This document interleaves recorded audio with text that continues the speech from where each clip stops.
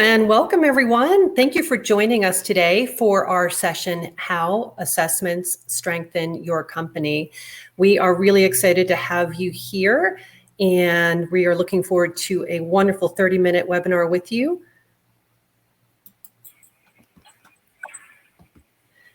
I just wanted to take a moment and let you know that my name is Krista Beljan, and I'm a leadership consultant at Dame Leadership. And I'm joined today by my colleague, Mark Walker, who oversees our assessment solutions practice.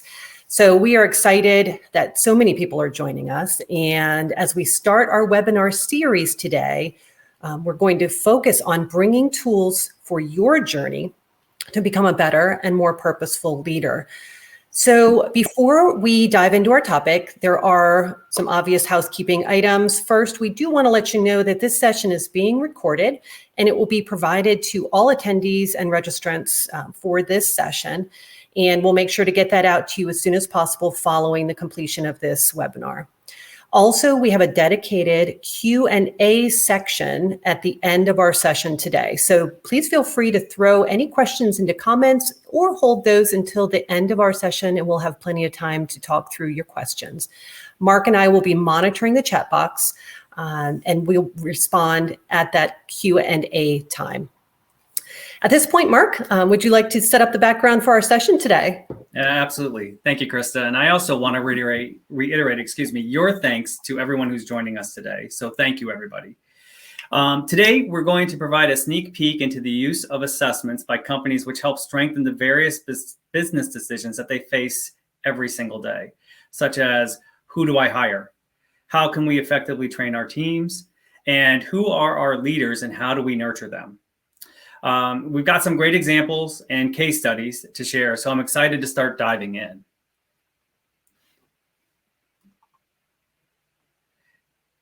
So with that, there we go. Actually, what I'd like to do is just start off by giving everyone some context, right? So here at Dame Leadership, we actually work with clients and we provide them tools that actually help follow a person from being a candidate to being an employee, to engaging in development plans at their new employer, and eventually maybe even becoming part of the executive team. So our intent is to provide tools which empower both our clients and their employees. And like Krista had mentioned before, this all starts at the hiring, but it can be utilized anywhere along their journey. So today we'll do that sneak peek into each of these three areas: pre-hire assessments, post-hire assessments, and executive team effectiveness. But I do want to start by making a special note that the statistics I am leaning on today are from a recent research paper published by Brandon Hall, which is an international research organization. With over 300 responding companies, they were able to provide us meaningful data in multiple industries with companies of different sizes, of which 217 were in the US and Canada. So I'm going to be referencing this study throughout, quite simply because it's one of the most comprehensive that I've seen to date. So to start, we want to talk about pre-hire assessments.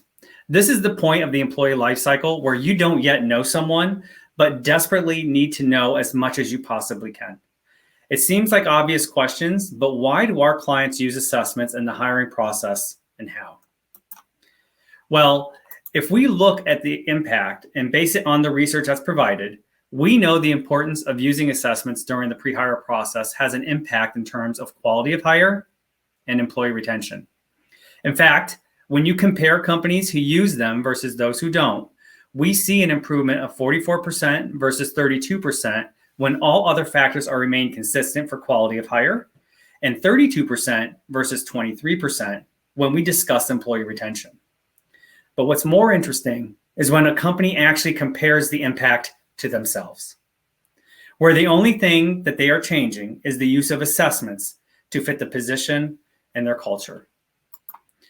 There's a lot of statistics here, and as we bring them up, you'll see that these companies realize great benefit from using the assessments. And as you look at these stats and the numbers that go along with it, you'll notice that these are pretty much target items for every company today, regardless of industry.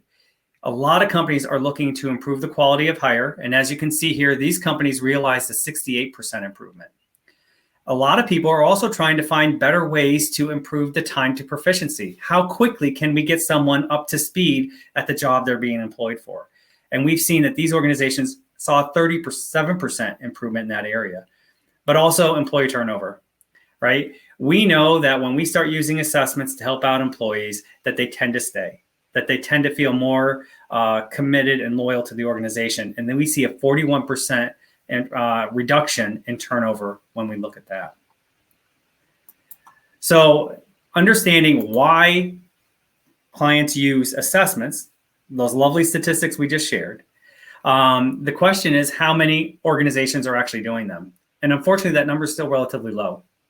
When we look at the statistics, we see overall only about 25% of organizations are actually using assessments, which is surprising when you see how much benefit can come from using an assessment, especially as part of the pre-hire process. So we see opportunity here to help educate other organizations how to bring in the power of assessments, how to help them hit those goals, those very big targets that they're trying to hit for 2023 going into 2024.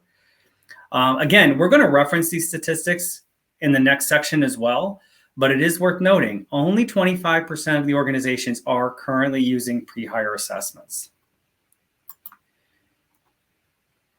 Of course, we have to talk about when. When is the right time to use assessments? Well, it's key to remember the sooner, the better. When we look at who's using them, high performance companies, basically those companies who are hitting their key performance indicators or key performance metrics every year versus those who don't, we actually see the most impact is when it's part of the initial screening.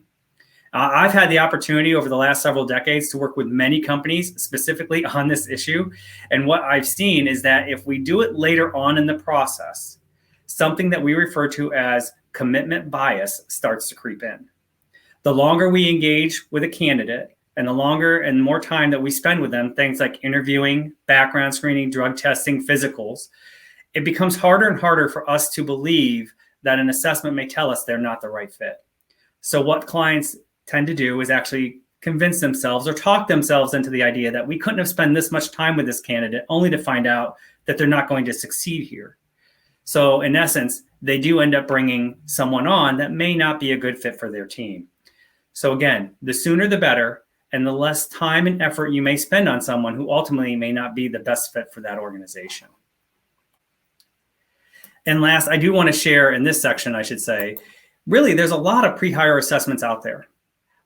So I tend to hear a lot of questions, a lot of comments like, well, that doesn't help me. Our organization is different. I promise you, there's an assessment for your industry, the positions you're hiring. And I can even share with you statistics that'll probably surprise you that actually talk about turnover, productivity, reduction of workers' comp claims, reduction of safety incidents, maybe even reduction of workplace misconduct. Now, I know I've spent a lot of time on this particular topic, but it's such an important one that I just wanted to emphasize the value that these clients are realizing. But as promised, I do have a client case, business case to share with you. So this very specific client is one that we work with, and they are in the automation machinery manufacturing industry. And our contact there is the HR and team lead. And I apologize if this is a little hard to read with all the print on here, but I will walk through this. Why are they implementing the assessments? Well, quite simply, they're targeting very specific things with the candidates when they come in. They're looking for that person's behavioral style, competencies, values, and what motivates the candidate. And what they're really hoping to do is eliminate any type of inherent biases that the interview team has that may be not realized when they're going through the hiring process with that person. So they're also looking to show some potential challenges with that candidate so that they can map that out and plan for it accordingly. How are they using, or when are they utilizing it? With the how, quite simply, they do it after the first interview. The person comes in and interviews, and then they're asked to take these assessments prior to the second interview. How does it help their team? Well, quite simply, it's helped the team because sometimes they're undecided about a candidate. So these additional data points actually help confirm the concerns or actually negate the concerns that they may have about a certain individual. Sometimes when they have some pretty great confidence about a candidate, it actually reinforces that notion that they need to bring this person on and move forward with them. But also sometimes the assessment provides them with information that actually shocks them. It gives them the ability to go back and create some questions for the second interview so they can address those concerns and maybe dig deeper with that person. The benefits to them as a hiring team are quite simple. They get to improve team communication, right? They get to collaborate, review these assessments, which they often do with us as well. They get a better understanding of any type of potential issues before hiring that person on. So if they do bring that person on, they can help create a roadmap to success for that person. They also get improved engagement with any new employee because now they're understanding that person's behavioral style, their preferred communication style. And so now they actually have a better way to make sure that that person succeeds. And also the hiring team, gets to foster a better communication style amongst themselves, which has a downstream effect into the rest of the organization. So their recommendation, quite simply, is that these are great tools. They would highly recommend them, but take time to understand the results and interpret them correctly. There's huge benefit here if you get to understand exactly what's in front of you with each of these assessments. So that being said, moving on to the post-hire. So while identifying the best candidates is key at the onset, we know that employee retention is a huge concern, and we know employee development is a positive reinforcement for a valued member to stay. So Krista, one of the reasons why I had you on here today is because I know you get involved with many employee development programs and that you've leaned on assessments to help guide some of those programs that you work on. We have, and it's tremendously helpful to have, again, a non-biased data point and additional resources that will allow us to really dissect some areas that we might have known about for development purposes, but maybe also didn't know about. So tell us more about it. Great points, Krista.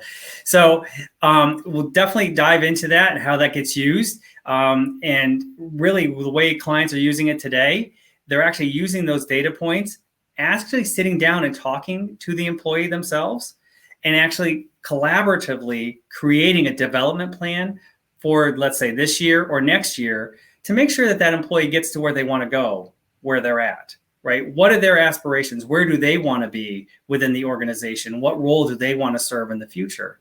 So hopefully we can use those assessments to help create that development plan and actually get them to that point. And what's interesting is when we look at actual clients who are using post-hire assessments for this very purpose, again, the numbers are really low. Surprisingly enough, it's only about 35%. And again, I'm leaning on those statistics I presented before. So collaboratively, clients could be working with employees at a much higher percent than what they are today. And when we look at what the clients who are doing it, kind of what you were just talking about, Krista, we see huge focus on skill and knowledge development. I mean, this is really what people are looking for. But as the report shows, they are mainly doing it to do this, but there are other areas, right? You can see initiatives like improving team development, enhancing culture, career pathing, as well as promotional activities. And to support your prior comment, Krista, I've worked directly with a client who actually utilized one of our key leadership development assessments for that very purpose. And so I'm going to share that case study now. This was an organization. Oh, I'm sorry, Krista, did you have a question? No, I was just going to validate your point, Mark, and also reiterate that, this is not just an investment in the skills and knowledge necessarily in terms of building that next best level version of the leader, but it also really does tell them how much the employer is investing in them and really wants to see them be the best that they can. So it's just kind of that added value. We value you as a leader moment. Yeah, actually, and I'm smiling right now, Krista, because I saw that firsthand with this very business case that I'm talking about. So this was a client that we had an opportunity to work with, and they provide food products to retail outlets here in Pennsylvania. And our contact there was the senior VP of organizational development. And I saw that, right? They actually asked 7 of their leaders and future leaders to complete this leadership assessment so they could determine some strengths and areas for improvement. And when we went in, they had all taken it at the same time, but we went in and sat down with them, and they actually had the reports ahead of time. And they came in and spent time with us, and each one of them were given an hour.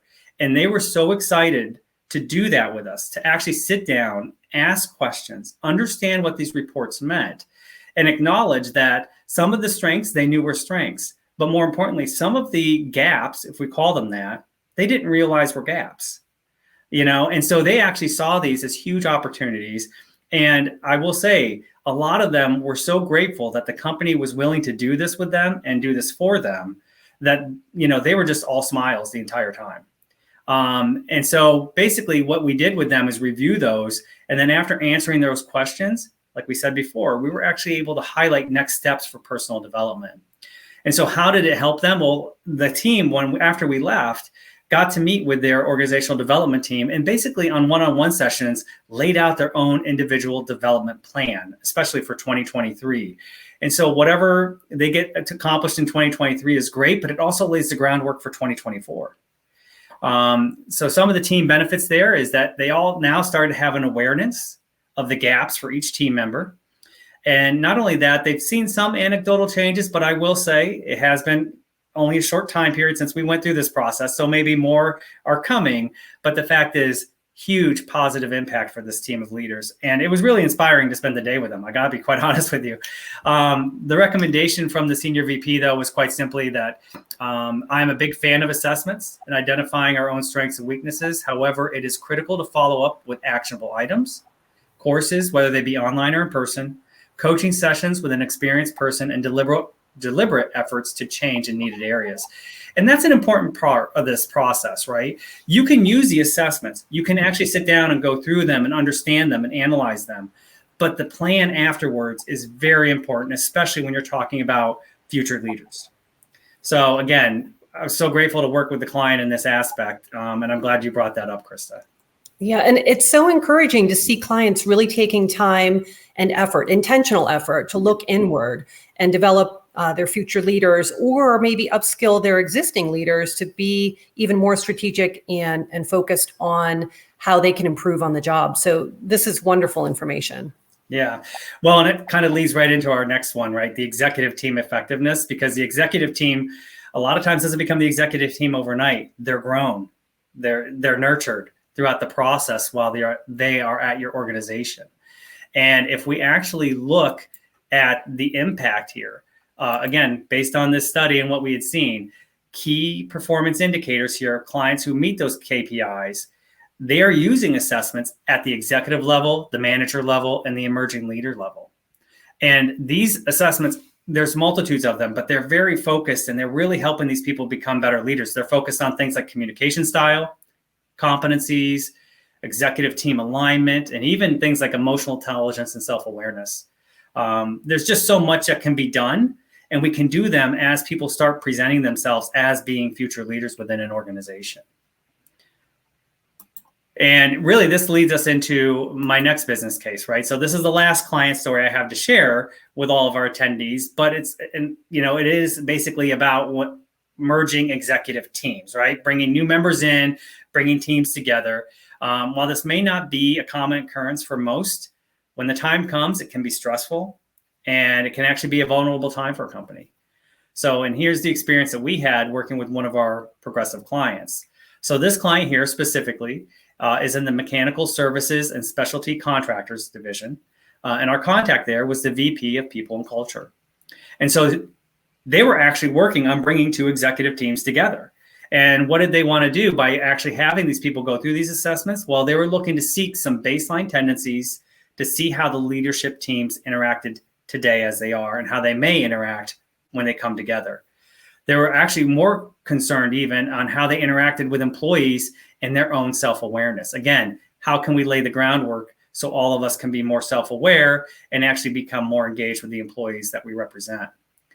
So how did they utilize them? Well, they were looking for some skill gaps. They knew going into it that there were going to be some people on the executive team retiring. They needed to know the skills that those people were going to be taking with them when they retired out, and who can they bring in to fill those skill gaps that were going to be there afterwards. They also looked at it for purposes of succession planning and creating executive level development plans to fill those gaps. So very important work here. How they leverage it? Well, they leverage it as a tool of development, but it actually gave them an opportunity to create more free-flowing and meaningful conversations. People actually wanted to participate, had actual points of conversation that they could talk to. And the team benefits, quite simply, were to make hard decisions on the team changes that needed to be made. They were using the data points from the assessments to create that roadmap. And that gave them the ability to communicate more effectively with their team. And not only that, hit the milestones. And I will share that one example was that the one executive leader actually came and said, okay, I've gone through this now. I have a team that's not hitting their goals, but I'm not sure I'm communicating effectively with them. And so what they did was they actually brought in some team reports from these assessments, and they started communicating differently with the team members that were there, and they started hitting those milestones. He started achieving, not only for himself, but for the team members, achieving those goals, which was a huge turnaround for them, huge success. And again, this is why her recommendation was even more meaningful in a way. Assessments give them access to the information we didn't know that we needed to know to achieve our goals, like this manager. Her recommendation was to spend time determining what knowledge you need to gain from the exercise, and then select a partner who can guide you. And also, don't be afraid to use more than one tool. That's a question and concern I get all the time. Are people really going to want to do this? And you know what? They do. People like learning about themselves and learning about ways to improve themselves. Mark, I can validate that. And there are so many unique assessments. And again, your expertise allows individuals to identify what is the best tool. Mm-hmm. Yeah, and that's actually a great place to, kind of wrap up some of these things.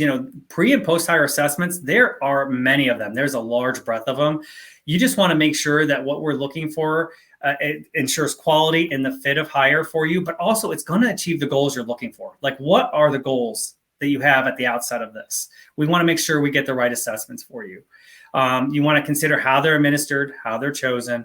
And then, of course, you also want to consider the use of assessments when you're identifying future leaders and managers. We want to make sure we get those as specific as possible to the roles of that leader, because we do have multiple assessments who can help you with that. That being said, I think we're at the point here, Krista, where we have some questions and answers. And I don't know if people have been posting them, but I think folks have been holding their thoughts, but what a strong way to bring alignment and teams together. I mean, assessments are a really powerful tool. And I'm really thinking that obviously we covered a lot of material today. You had some great statistics there. And I'm glad we're sending out this recording so that people can take time to digest that and follow up with us. So are there any questions from the group in relation to what Mark has asked? We've got one from Marin. It says, in addition to the recording, will we also receive a copy of the PowerPoint? Yes, you will. So you'll have all those details. Thanks, Marin. Appreciate it.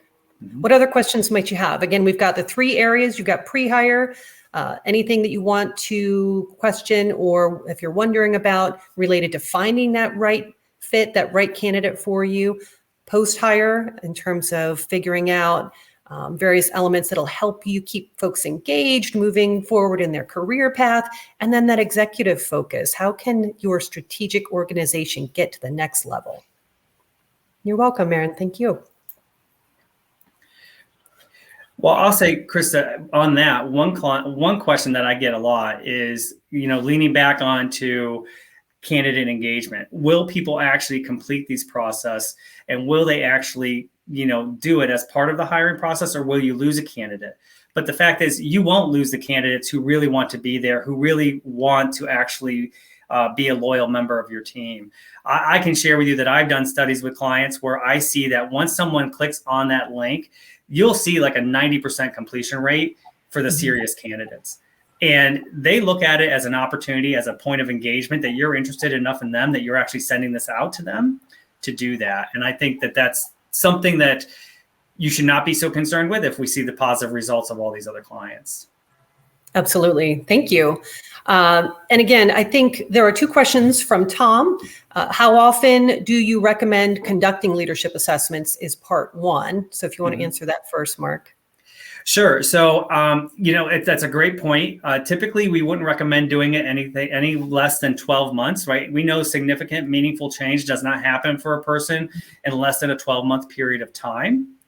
And again, there are many types of assessments. So what I may actually recommend, Tom, is actually looking at the last assessment you did and what other assessments could we line up for that person to continue their growth pattern, so we don't have to wait so long, because there are things that actually don't talk just about communication style, but we can talk about competencies. We can talk about motivators. We can even talk about some skills. So you may be able to layer in assessments throughout that employee journey at a relatively frequent pace that keeps the person engaged and keeps the person understanding that you're investing in them and their performance. And Mark, I'll ask a little bit different version from Tom of the same question, in that if you were to do a benchmark type assessment, do you recommend another assessment after a period of time to determine their progress? So you started here, now you've achieved this. What makes sense there? That's a great question. A lot of people have been asking that lately.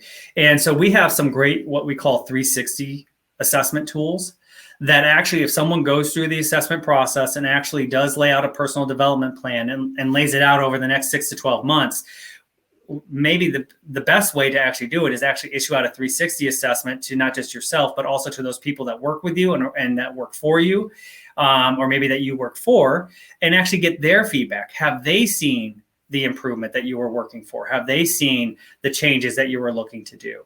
But yeah, we actually do have those tools. Kind of goes back to that idea of maybe collaborating by using a few different tools to achieve the goal.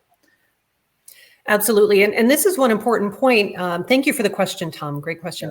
Yes. Is to remember that assessments can be utilized with individuals and teams as well. So, whether it's DISC, which is something else that, it is a really fun kind of non-threatening introductory type assessment. Again, to Mark's point earlier, people love to learn and talk about themselves. And so, there are a variety of great assessments that could help both the individual and the team. So Mark, any thoughts on how groups can start to identify what might make the most sense? Yeah, well, actually, that's perfect. And that's partially what we do, right? We love to work with teams. We love to get to understand how all teams are interacting. So using your example of DISC, Krista, if we actually assess everybody on the team together today, we understand their own preferred communication styles, behavioral styles.